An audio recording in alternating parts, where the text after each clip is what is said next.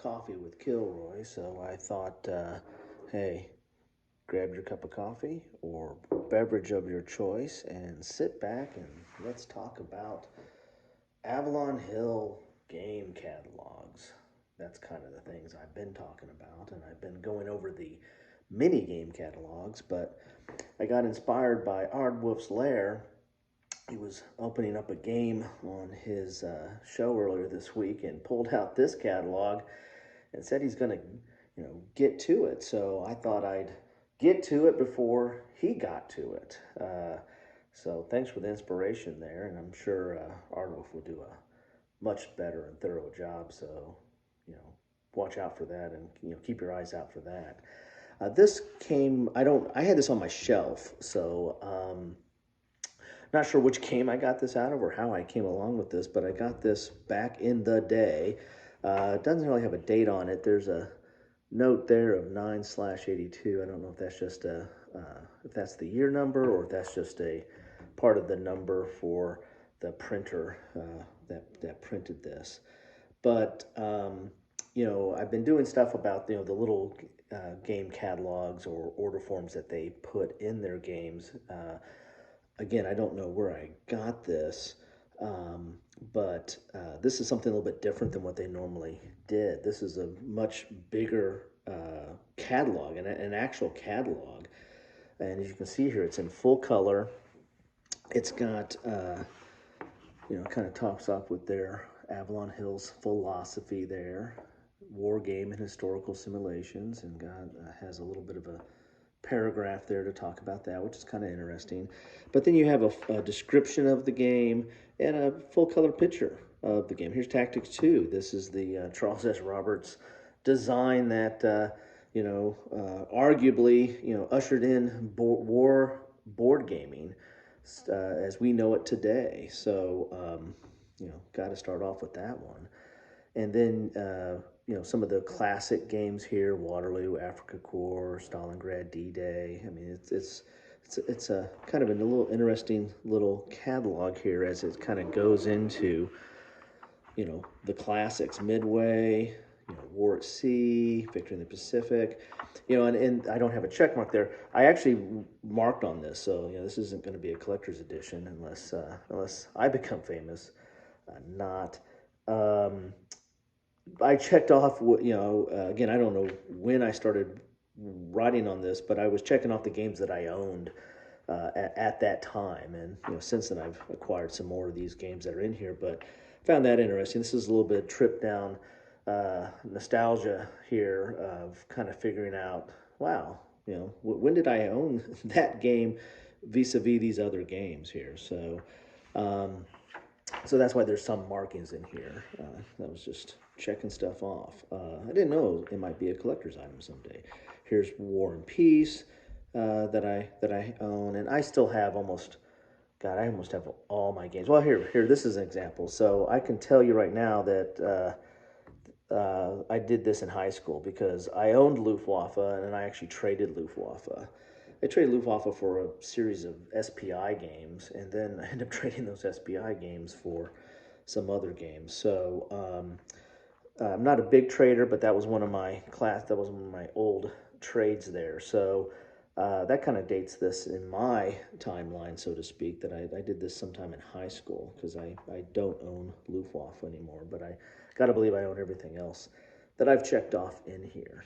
But so this is, kind of a neat little catalog here, showing all the games. It was, nicely done. I mean, this is, again, done in the mid 80s is when, I got to believe this is when this was coming out.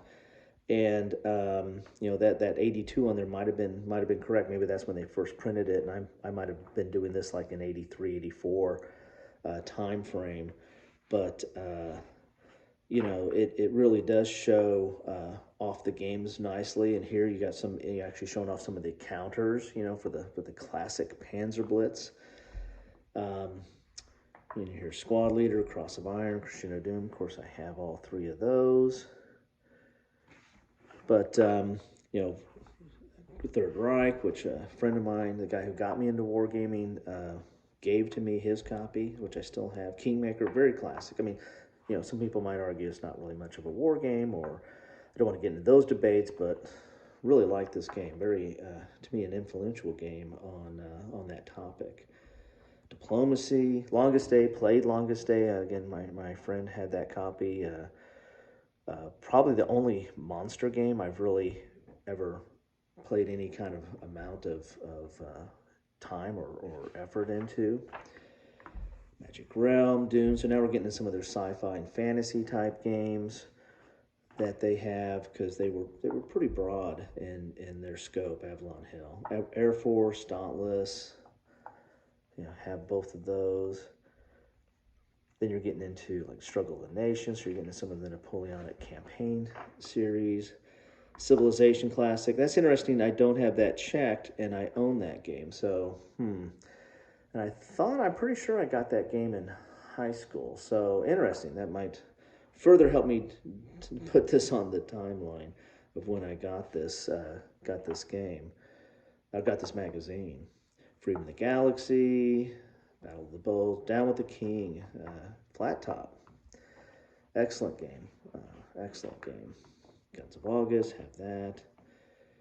And then you have Adventure Gaming Accessories, and then they're getting into their Sports Illustrated, and Avalon Hill was really big on sports games. They had a lot of sports games.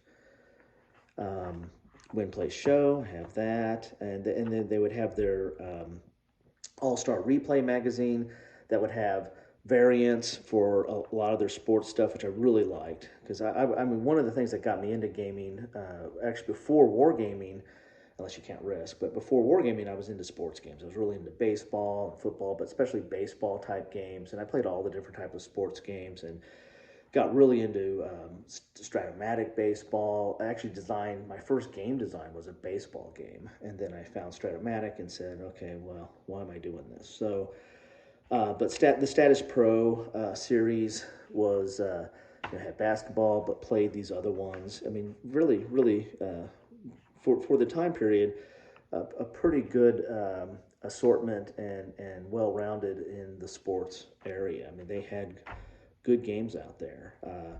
I bought, like, my first SPI game was SPI football, which pales in comparison to some of these sports games.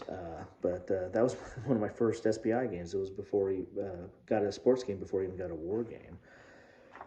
Then Status Pro Baseball, played that. Title Bout Classic. Got that at a Sears outlet store. So imagine that, buying stuff at Sears. So excellent game. Still mess around with that every once in a while now today. And there was like a kind of a solitaire variant in a streamlined variant in one of the All-Star replays that I still have, and really like that. Status Pro Football. And I think I have like the 82 version of that, which kind of matches up with this catalog. And that was played that whole season several times. Pro Golf. I have this now. Actually, I think I printed this like from PDF, so I don't own. Technically, I don't own the box version, but I printed out a lot of the stuff because there was areas where you could find that, and messed around with that a little bit as well. Then Rail Baron, you're getting some of the train games, and Outdoor Survival. That was a classic. You'd always find that. You used to be able to always find that on eBay for not too much if you were interested in that one. Source of the Nile. And there's a new game that came out. I can't remember if it was like Revolution Games or somebody just came out with a new game that it feels similar to this, or maybe is inspired by Source of the Nile that just came out. I think it was like, I can't remember what it's called, but it just came out. So as you see here, pretty wide assortment. Getting some of the economic games here. Smoker's Wild, chess. Oh, they sell chess and Go. Look at that. Some abstract stuff. So, I mean, very interesting. I had Point of Law, so I got that later. So that's the fact that I don't have that checked. I got that after high school, I believe. Probably when I was in law school. Not a great game. It's more of a social party kind of game more than anything else. And then here's some of their computer type games that were, all the rage or trying to be all the rage, and we're going to replace war games. Not. So there you have it. Just thought I'd kind of go over that. It's been a while since we had a nice cup of coffee or whatever you're drinking together. It's good. And it's 8:15, the time it's always been. So I thought I'd kind of get out here and go over this catalog with you. And I had to beat Ardwolf to it, but please go watch his stuff and watch what he does with this as well. Enjoy.